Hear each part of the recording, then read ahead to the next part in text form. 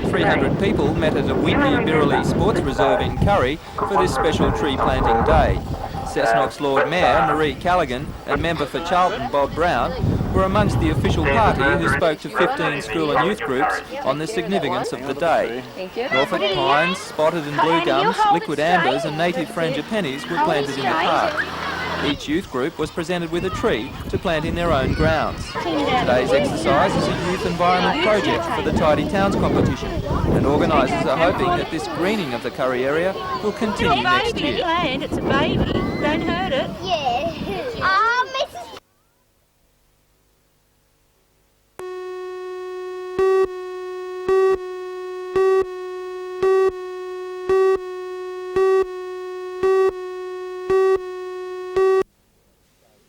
And save money by Speaking on the submission today, Chamber President Peter Rundle said the perennial issues like tax concessions, lifting the payroll tax threshold, elimination of the dividend from the Water Board and removal of the 6% levy on the port's MSB revenue are reiterated.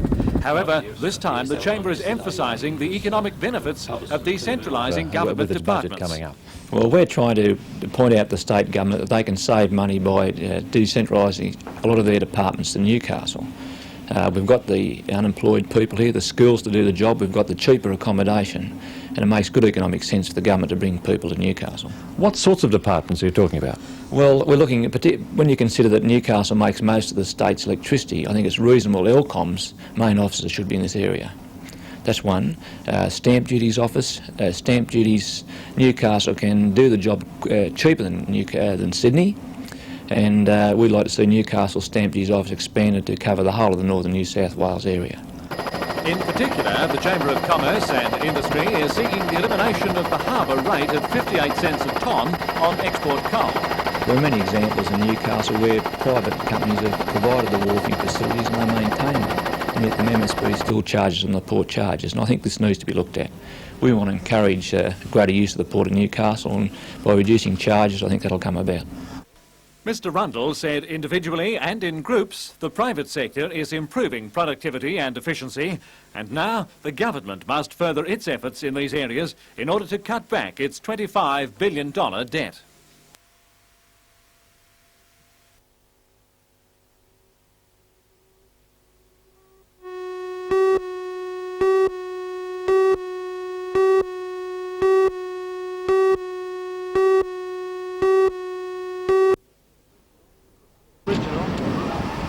His appearance followed his arrest at Nine Ways in Broadmeadow on Saturday after an intensive operation by Newcastle Armed Hold-Up Squad. He was charged with 10 offences relating to possession of a sawn-off .22 calibre rifle and 5 armed hold-ups. Police allege that Kilmete's string of offences started with a hold-up at the French bread shop in Mayfield on the 17th of June. They say he struck again at the video shop in Wallsend on the 21st before making an unsuccessful attempt to hold up his garden shop in Islington some days later. On that same day, he also held up a chemist shop in Mayfield, and early this month, the biggest robbery occurred at Katie's in the same shopping centre.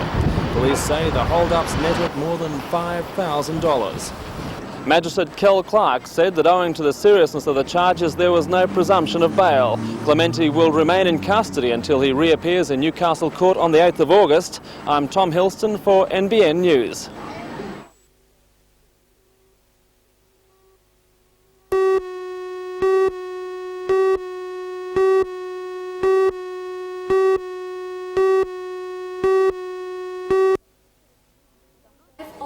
The Heartbreak Kid may well go close to the bone of many of the people who make up its audiences throughout its 3.5-week season. Not only does it touch on the issue of cultural adjustment, but also the common and often painful process of teenage love. Well, it tells the story about a young Greek teacher, Christine Papadopoulos, who teaches at an inner-city Sydney school, and her relationship with the students that she has there, a number of Greek students, one Australian student, and one Greek student in particular, where I guess an attraction develops between them and the consequences of that attraction on each of their lives and within the school environment. The kid is Nicky, played here by Stephen Boyle, a Greek boy suffering culture shock and an infatuation with his teacher. Certainly very delicate issues, but treated in the production in a light-hearted, jovial fashion, such as in this scene when Nicky and his mother learn they have won lotto. Whatever we want.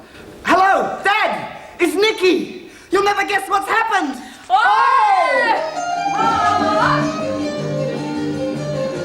The Kid is the annual combined effort of the Hunter Valley Group and Free Wills. It opens on Wednesday night, its season finishing on August 20.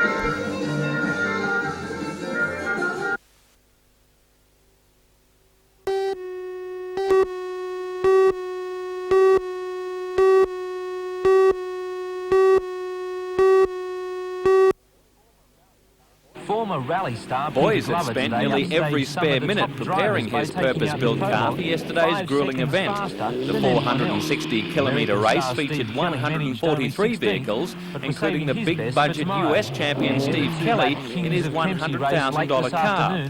Despite the pre-race hype, it was to be the former national off-road champion from Kurri who would win the race by the huge margin of 9 minutes.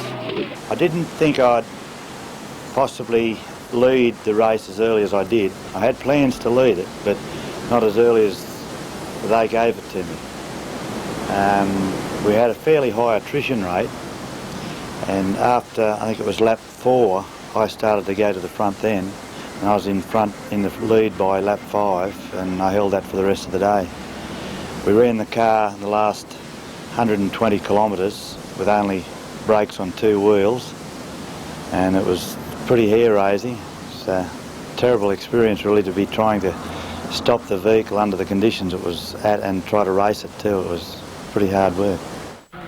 Spectacular rolls like this were a treat to the 15,000 that turned up to see a Hunter driver again dominate Australia's most prestigious off-road race.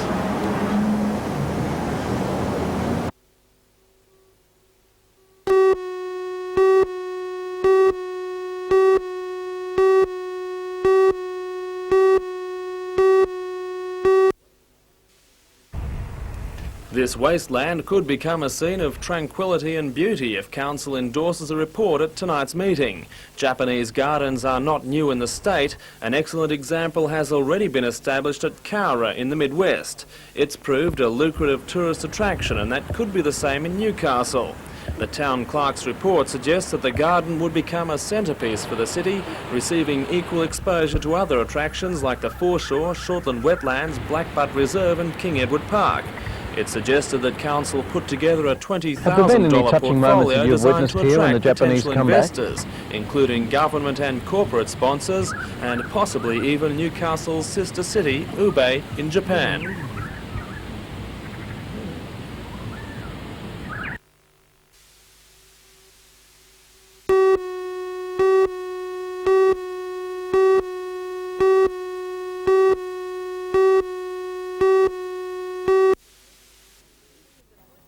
Since his appointment to the anaesthesia unit at the Royal Newcastle Hospital in 1959, Dr James has had a big impact on health services in the Hunter region. Made a member of the Order of Australia in 1982, Dr James has worked as a director of the intensive care unit at RNH, the regional director of health the situation appears to be levelling out. The CEO of the Greater Newcastle Area Health Service. With those credentials under his belt, Dr James was naturally a strong chance to take out the new Hunter Health Area Chief job. He's expected to take up his new role on August 1st when the new health areas officially begin operations.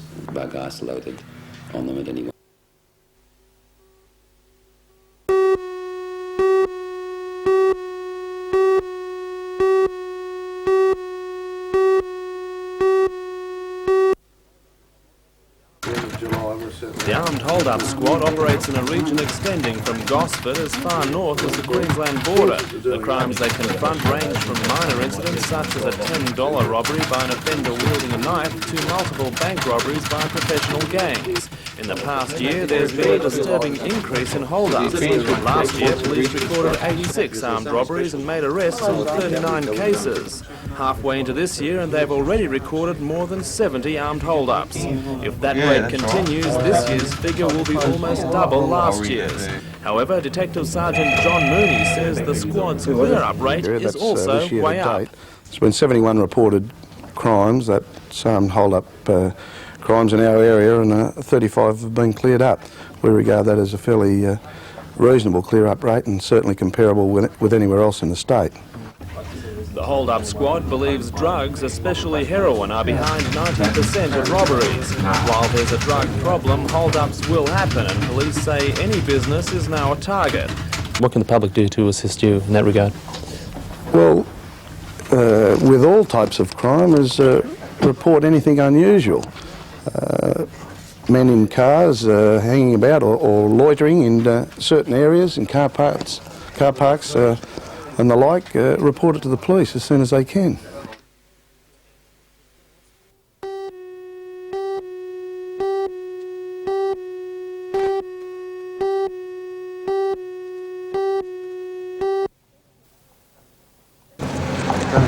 Senator Vallentine arrived at the Alice Springs court this morning armed only with the documents she would use to defend herself. Arrested on October 18 last year after taking part in a protest march on the Pine Gap base, the senator has maintained her innocence and made it clear she was prepared to fight for what she believed in.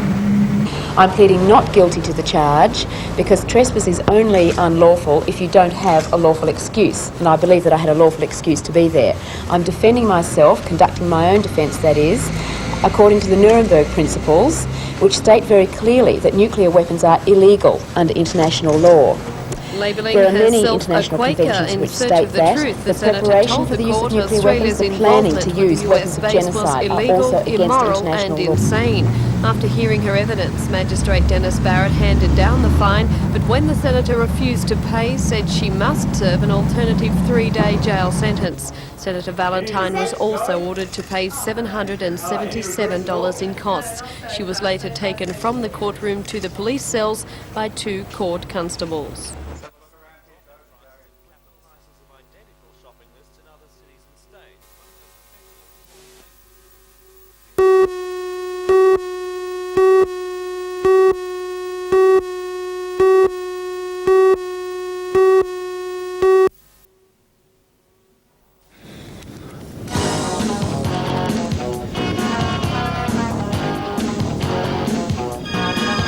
It's the latest sport to make a big splash around Australia's beaches, and it can trace a good deal of its origins back to Newcastle, the home of the Shore Blasters skimboard team.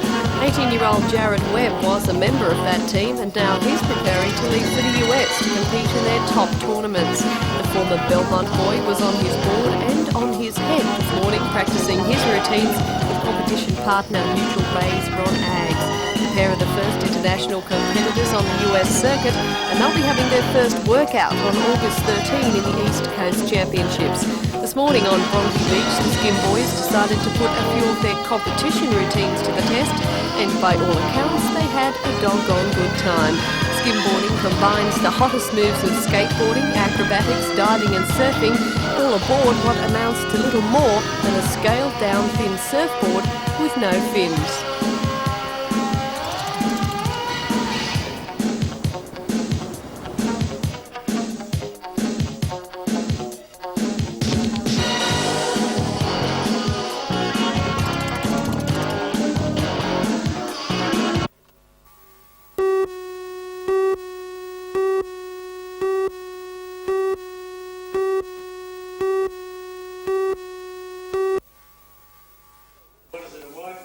So many residents turned out that, combined with those on hand to support speakers on a Tyres Hill traffic study, they overflowed the public gallery and extra seating had to be hurriedly found.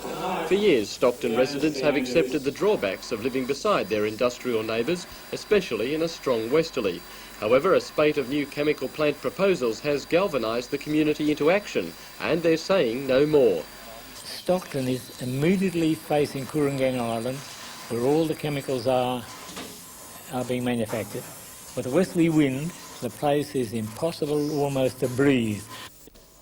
Norm Bassan is chairman of the North of the Harbour Residents Group and one of a number of speakers who presented council with environmental and social arguments against more development. He is particularly angry over plans to move a fluorocarbon plant from Sydney to Kurri Island.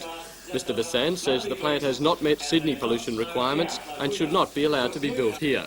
The proposal has attracted harsh criticism from other quarters as well. The plant will produce chlorofluorocarbons used to make aerosol sprays, foam cups and in refrigerator cooling systems. However, the use of the carbons is now widely believed to be responsible for a reduction in the ozone layer, which blocks out the sun's harmful ultraviolet rays. Last month, the Australian Conservation Society wrote to the Council advising it to reject AFC's application, saying recent research had established beyond doubt the ozone deterioration theory. That view is supported by Clinical Professor of Oncology at Newcastle University, Dr Peter Hersey. It's fairly logical to believe that one of the factors, at least, behind this increasing incidence of melanoma is the increasing production of these chemical compounds. In all, 5 chemical plants are proposed for Newcastle. Already approved a $27 million nitric acid extension for Eastern Nitrogen and a $1.2 million herbicide plant for local company Chemcon. Awaiting approval, a $10 million fluorocarbon plant, an ICI pharmaceutical factory and a $62 million manganese dioxide plant which BHP wants to build with Utah Minerals. None of the companies asked to address the public access meeting.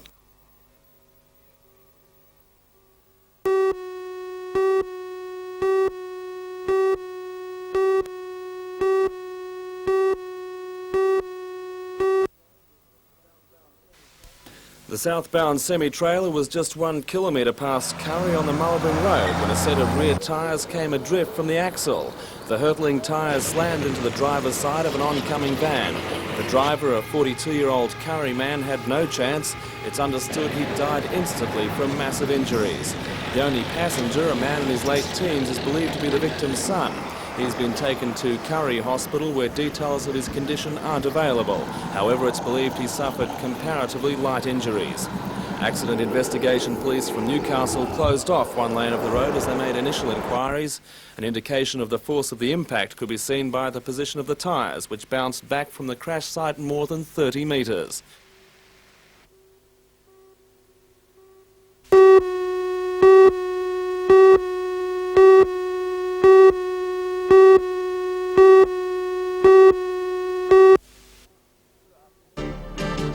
Good afternoon, I'm Peter Ryan. Well, they say mad dogs and Englishmen go out in the midday sun. Well, tonight on the news we meet Neil Hardiman, an English pilot who is attempting to fly around Australia in a powered hang glider. For all the news, join us tonight at 6.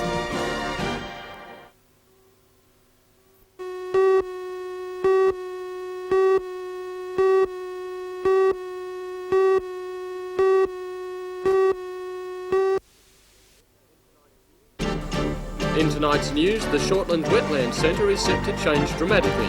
Centre managers say the facility must cater to tourists to expand and have unveiled plans to build on-site accommodation worth $1.5 million. For all the news, join us tonight at 6.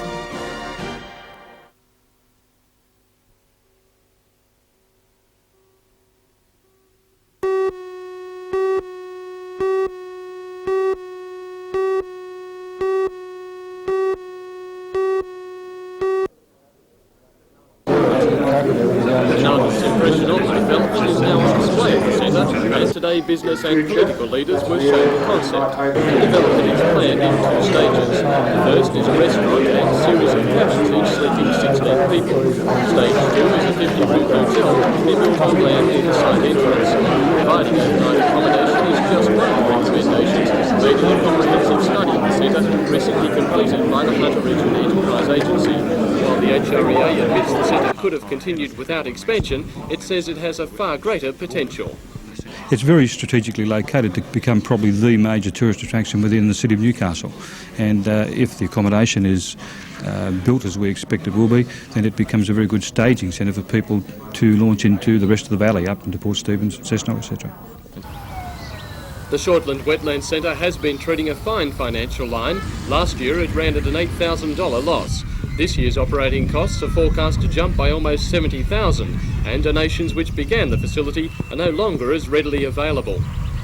That shortfall, however, will be largely offset by the centre's thriving consultancy business. In 1987, that earned $13,000. This year, it's projected to bring in $140,000, the majority coming from the state government, which has commissioned the centre to help it create its policy for wetlands statewide. The centre plans to expand its consultancy services, but has also opened its arms to the tourist dollar. Board Chairman Max Maddock, however, insists they are not selling out their environmentalist beginnings.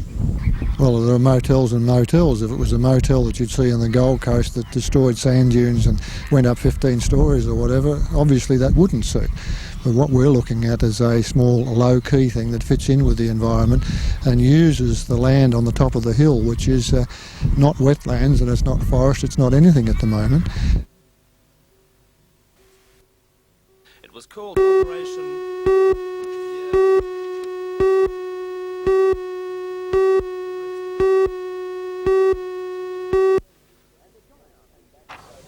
And the Giants came back from 12-6 down at the break to force a draw with Souths, who played without Bagnall was the best player at the stadium. Coast and Souths saw the Giants go to 10 points. And then Phil Duke left Manly behind to level the scores at 20 each. Level with Newcastle on 9 points.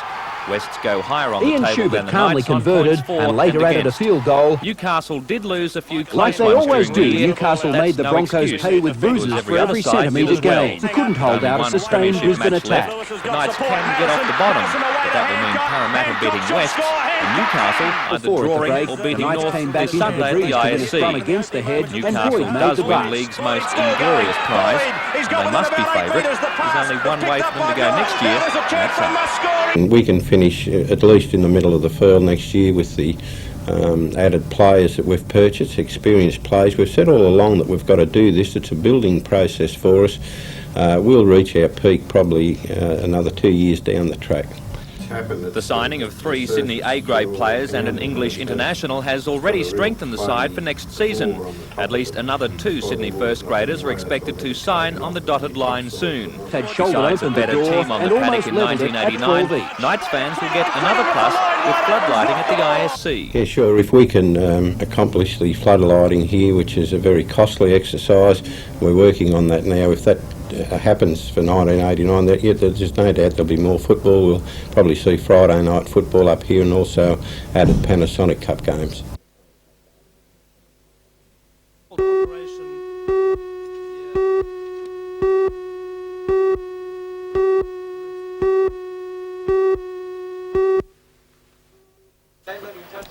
Apprentices at the Munmorah power station have achieved the impossible, or at least the improbable. Last year, this lathe was on the scrap heap, but the first-year apprentices decided they could restore it as their entry in the Bicentennial Golden Target Awards. Apprentice training supervisor Graham Hunt says he had his doubts when the youngsters took up the challenge. When I first seen it, I thought, no, this can't be done, but I was willing to give it a shot. Bill come in and he suggested that we get third-year apprentices in to do the job, and my comment was, no, this is a first-year apprentice training workshop and only first-year apprentices will work on the machine. We gave it a go and the finished product. Now, the former wreck is a fully operational machine with a replacement value of up to $90,000. The project has so impressed officials that they've nominated it for the Public Relations Institute of Australia Golden Target Award. The lathe will take pride of place in the Apprentice Training Centre after giving students experience they would not normally obtain until they were in the workforce. We're going too fast.